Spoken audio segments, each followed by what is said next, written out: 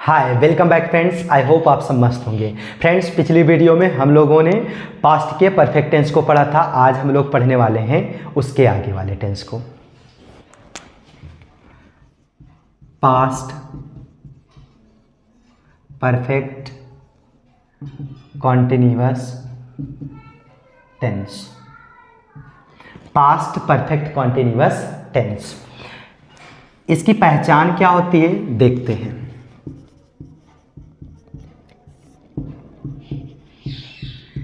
हिंदी वाक्य के अंत में रहा था, रही थी, रहे थे के साथ समय का बोध हुआ होगा। समय का बोध हुआ होगा कहने का मतलब ये हुआ, पिछली वीडियो में हम लोगों ने प्रेजेंट के परफेक्ट कॉन्टिन्यूअस को टेंस प्रेजेंट के परफेक्ट कॉन्टिन्यूअस टेंस को पढ़ा था। सेम एज इट इज यहाँ पर भी है, कुछ भी बदलाव नहीं है, सिर्फ थोड़ा सा परिवर्तन है। वहाँ पर हैव बीन हैज़ बीन का प्रयोग होता था, यहाँ पर सिर्फ और सिर्फ हैड बीन का प्रयोग होगा। वहाँ पर सिंस या फॉर का प्रयोग होता था, यहाँ पर भी सिंस या फॉर का ही प्रयोग होगा। अब इसका स्ट्रक्चर क्या होता है? सबसे पहले सब्जेक्ट, अफर्मेटिव सेंटेंस का स्ट्रक्चर सब्जेक्ट, सभी सब्जेक्ट के साथ बीन, हैड बीन और प्लस वर्ब का फोर्थ फॉर्म, ऑब्जेक्ट या कॉम्प्लीमेंट और फिर अदर वर्ड और फिर सिंस या फॉर और अंत में टाइम और फुल स्टॉप। ये हो जाता है अफर्मेटिव सेंटेंस। उसके साथ साथ नेगेटिव क्या हो जाएगा? Subject plus had not been, verb का फोर्थ फॉर्म, ऑब्जेक्ट या कॉम्प्लीमेंट, अदर वर्ड और फिर सिंस या फॉर प्लस टाइम। फिर उसके बाद इंट्रोगेटिव सेंटेंस, फर्स्ट वाला जो वाक्य क्या से शुरू होता है, कोई वाक्य अगर क्या से शुरू होता है तो सबसे पहले हम लोग हैड लगाएंगे, फिर उसके बाद सब्जेक्ट और उसके बाद फिर बीन, फिर वर्ब का फोर्थ फॉर्म, ऑब्जेक्ट या कॉम्प्लीमेंट, फिर अदर वर्ड और फिर उसके बाद सिंस या फॉर और फिर प्लस टाइम और फिर अंत में क्वेश्चन मार्क। अंत में क्या होगा? Question mark. और मान लीजिए इंट्रोगेटिव सेकेंड वाला हो जिसमें क्वेश्चन वर्ड वाक्य के बीच में आया हो, तो उसके लिए क्या करना है? सबसे पहले WH उस क्वेश्चन वर्ड को हम दर्शाते हैं WH से। सबसे पहले उस क्वेश्चन वर्ड की इंग्लिश लिखी जाएगी, फिर उसके बाद जो सेकेंड वाला इंट्रोगेटिव है इसका जो भी स्ट्रक्चर है एज इट इज इसके आगे पूरा कर देना है। WH, उसके बाद फिर हैड, फिर सब्जेक्ट, फिर बीन और उसके बाद फिर वर्ब का fourth form, object, complement, other word, फिर सिंस या फॉर, अंत में टाइम और फिर क्वेश्चन मार्क।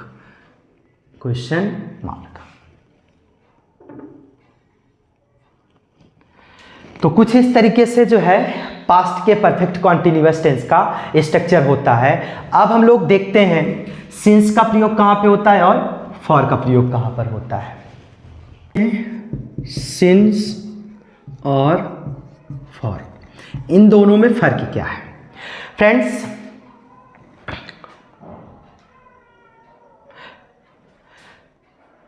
फ्रेंड्स, पिछली वीडियो में हम लोगों ने प्रेजेंट के परफेक्ट कॉन्टिन्यूअस टेंस में इन दोनों के बारे में विस्तार पूर्वक जाना था। सिंस का प्रयोग कहाँ पे होता है, फॉर का प्रयोग कहाँ पे होता है और दोनों में फर्क क्या है, और दोनों का हिंदी अर्थ जो होता है वो होता है से। लेकिन दोनों में फर्क है। दोनों का प्रयोग किसी एक टाइम को बताने के लिए किया जाता है, बट दोनों का प्रयोग से के लिए ही किया जाता है, लेकिन अंतर फर्क है, डिफरेंस है। सिंस का प्रयोग जो होता है वो डेफिनिट टाइम के लिए होता है, जबकि फॉर का प्रयोग जो होता है वो इनडिफिनिट टाइम के लिए होता है। निश्चित समय, अनिश्चित समय। अब इन दोनों में फर्क क्या है? निश्चित समय क्या होता है, अनिश्चित समय क्या होता है, इसको देखते हैं।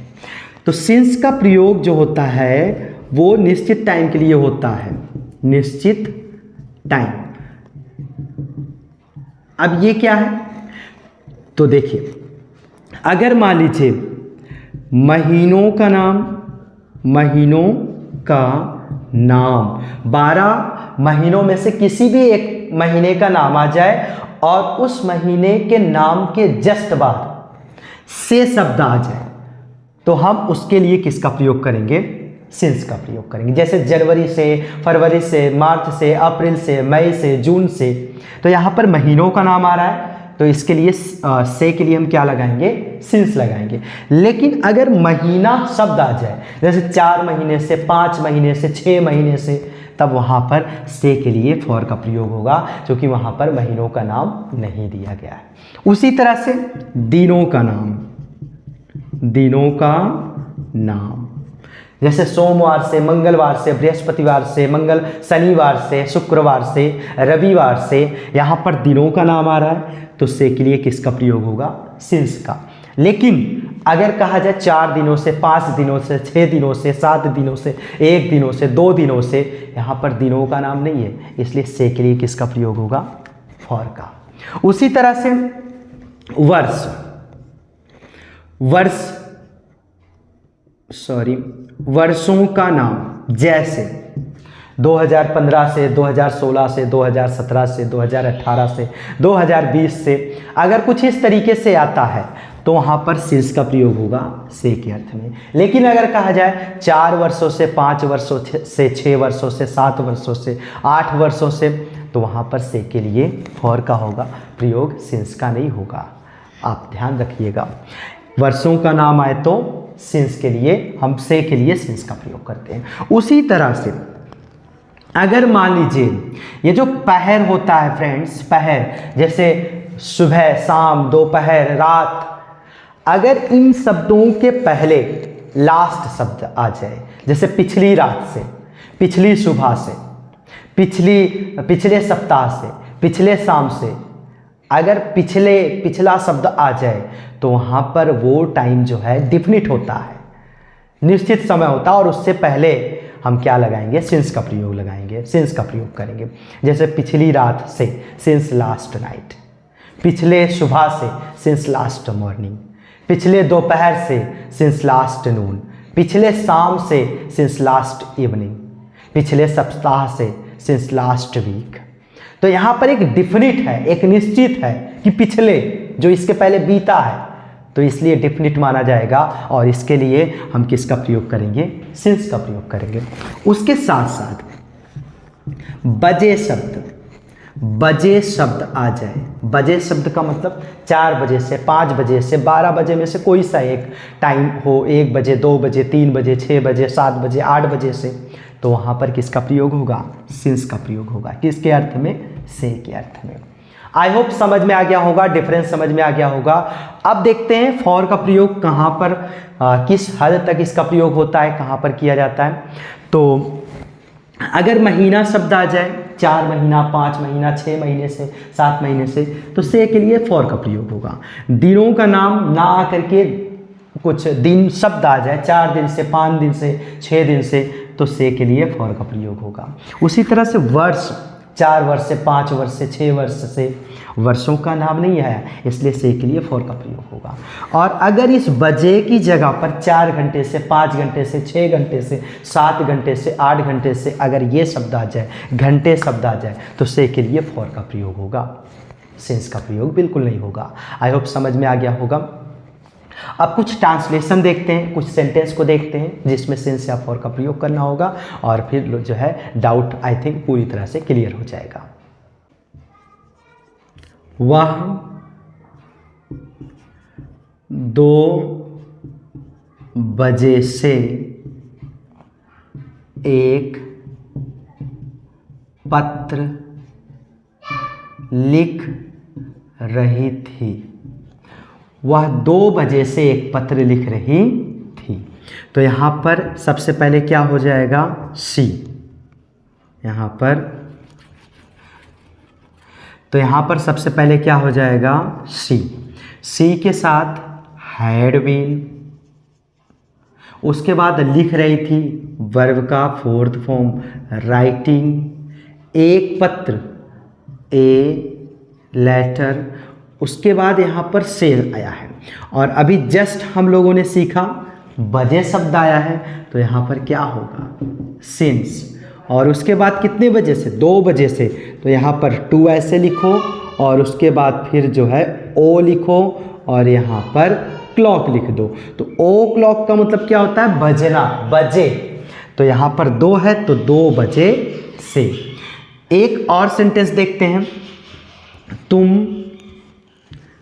2 घंटे से, तुम 2 घंटे से इस कमरे में, तुम 2 घंटे से इस कमरे में कार्य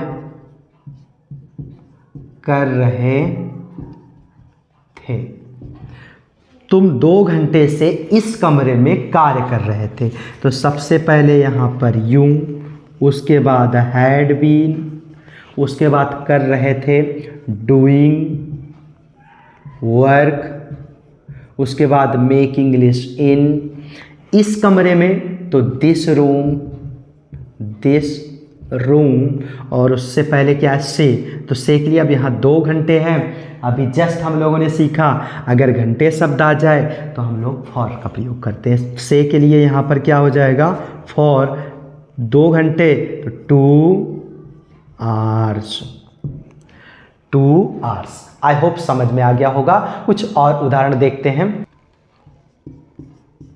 मैं पिछली रात से, मैं पिछली रात से एक पत्र लिख रहा था। मैं पिछली रात से एक पत्र लिख रहा था। तो सबसे पहले आई, उसके बाद हैड बीन, उसके बाद फिर राइटिंग ए लेटर। अब यहाँ पर पिछली रात से तो यहाँ पर since last night, since last night. Friends, अगर यही नेगेटिव में होता, मैं पिछली रात से एक पत्र नहीं लिख रहा था, नहीं लिख रहा था, अब क्या हो जाता, आई हैड नॉट बीन। बाकी पूरा एज इट इज यही रहता, कुछ नहीं करना है, पूरा एज इट इज यही कर देना है। मान लीजिए यही क्या वाला सेंटेंस हो, क्या, क्या मैं पिछली रात से एक पत्र नहीं लिख रहा था। अभी इसका भी हम लोग देखेंगे। क्या मैं पिछली रात से एक पत्र लिख रहा था, अब यहाँ पर क्वेश्चन मार्क हो जाएगा और यहाँ पर क्या हो जाएगा, सबसे पहले हैड और फिर आई, फिर उसके बाद बीन, फिर writing a letter since last night और अंत में क्वेश्चन मार्क। अंत में क्या हो जाएगा, क्वेश्चन मार्क। मान लीजिए फ्रेंड्स, यहीं पर बीच में क्वेश्चन वर्ड आया होता है इसी सेंटेंस में, मैं पिछली रात से एक पत्र कैसे लिख रहा था। तो यहाँ पर हाउ सबसे पहले हो जाएगा क्योंकि यहाँ पर क्वेश्चन वर्ड है, और उसके बाद फिर had, I, been, writing a letter since last night, अंत में क्वेश्चन मार्क। अंत में क्या हो जाएगा, क्वेश्चन मार्क। मान लीजिए फ्रेंड्स, यहीं पर क्वेश्चन वर्ड भी हो और निगेटिव भी हो।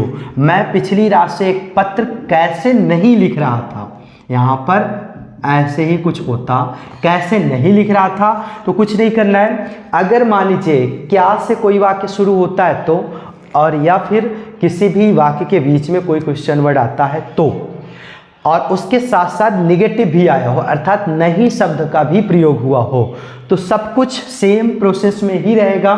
सिर्फ और सिर्फ परिवर्तन क्या करना है, जो सब्जेक्ट होगा उसके जस्ट बाद हमें क्या लगा देना है, नॉट। अभी यहाँ पर मान लीजिए कैसे नहीं दोनों शब्द आया होता, तो यहाँ पर सब कुछ वैसे ही है। How had I not been writing a letter since last night, पूरा सब कुछ वैसे रहना है, कुछ नहीं परिवर्तन करना। वैसे अगर मान लीजिए क्या वाला होता, अगर मान लीजिए यहाँ पर क्या वाला होता, क्या मैं पिछली रात से एक पत्र नहीं लिख रहा था, अगर ऐसे कुछ होता, यहाँ पर नहीं। अब भी क्या है, इंट्रोगेटिव भी है और निगेटिव भी है, तो अब भी कुछ नहीं करना है, जो प्रोसेस है सेम वही प्रोसेस रहना है।